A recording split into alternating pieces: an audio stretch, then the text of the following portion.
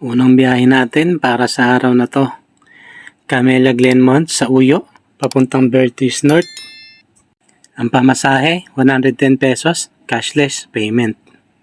Inaantay ko na nga dito ang aking unang pasahero. After 5 minutes, nang dumating ang aking pasahero. At dito nga, isinakay ko na siya. After 20 minutes sa biyahe, nang nakarating kami sa drop-off location. Sunod na biyahe, dito lang din ang pick-up. Bertis North, papuntang Seminario, Quezon City.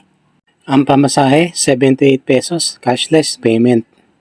After 5 minutes na pag-aantay, at dumating na nga dito ang aking susunod na pasahero.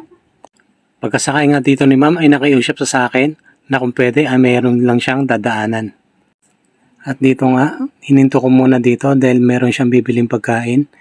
At sinabihan naman tayo ni ma'am dito na magdaragdag na lang siya. Kaya ngayon narinig ko kay ma'am noon ay napasana all na lang ako. Pagka-drop ko nga dito kay ma'am ay binigyan niya tayo ng tip na 50 pesos. Next booking, Baysa, Quezon City, papuntang Tomas Morato, Quezon City. Ang pamasahe, 113 pesos, cashless payment. At pagka-drop ko nga dito kay sir sa drop-off location ay napasukan na naman tayo ng panibagong booking. Ang biyahe namin, short ride lang, Diliman to Diliman, 50 pesos, cash. After 5 minutes sa biyahe nang makarating kami sa drop-off location. Next booking natin, Tomas Morato, papuntang Robinson, Magnolia. At pagdating ko nga dito sa pick-up location, nag-text si ma'am na palabas na siya. After 4 minutes nga nang lumabas si ma'am dito. Pagkaabot ko ng shower cup sa kanya, ay may nakalimutan pa pala siya kaya binalikan niya ulit dito sa loob. Wala naman tayong magagawa dyan kasama sa trabaho natin yan kaya tanggapin na lang natin. Nga dito ni ma'am ay nanghingi siya sa akin ng pasensya. Pagka-drop ko nga dito kay ma'am, binayaran na tayo ng 70 pesos. Sunod na booking ko, Araneta Center, Cubao, papuntang Tomas Morato, Quezon City. Ang pamasahe, 57 cashless payment. Hinanap ko na nga dito si ma'am at ito nga ang naging senaryo namin. Hinahanap ko nga yung pangalan na Ma'am Kim dahil Kim ang nakalagay sa apps. Pero nang sinabi ni ma'am na siya ay si Karen, hinayaan ko na lang si ma'am. Kaya nang tinawagan ko si ma'am ay nakita ko na siya yung sumagot. Kaya kinonfirm ko kung siya talaga yun. At ayun nga, ang sabi niya sa akin, siya yung Kim at siya rin yung Karen. At papalitan niya na lang daw yung pangalan niya sa susunod. Kaya nga dito, sinakay ko siya. Ang importante, siya nga yun. Sunod na biyahe, Tomas Morato, papuntang Eastwood, Quezon City.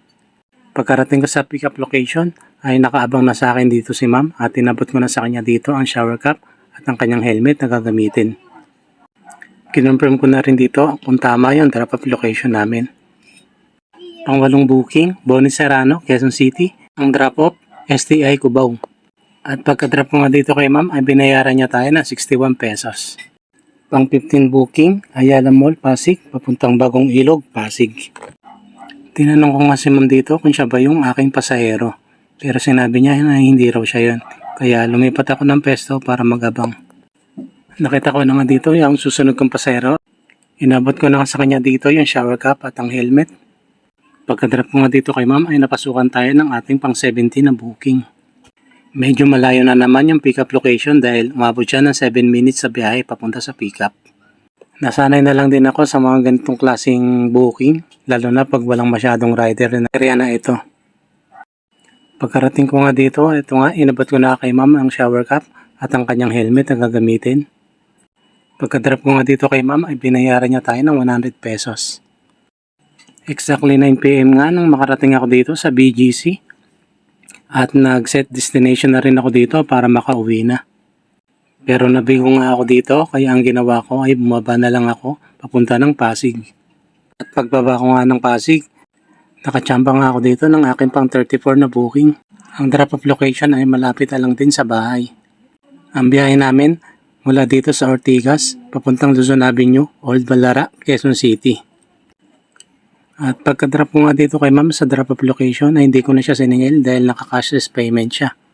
Medyo swerte nga tayo sa booking ngayong araw dahil ngayong araw nga ay naka-34 na rides tayo.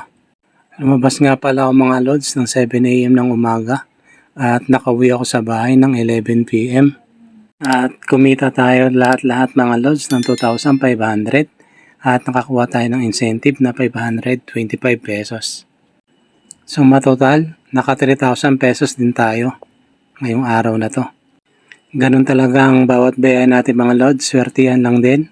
May time din na matumal, meron din time na malakas ang biyahe. Basta lagi lang natin tatandaan, sipag at tiyaga lang ang kailangan natin. Dito ko na lang muna puputulin ang aking video mga lods. Kung gusto niyo naman ganitong klaseng content, paki-follow at paki-share naman ang aking video. Hanggang dito na lamang, maraming salamat sa inyong panonood. Magkita-kita ulit tayo sa aking susunod na upload.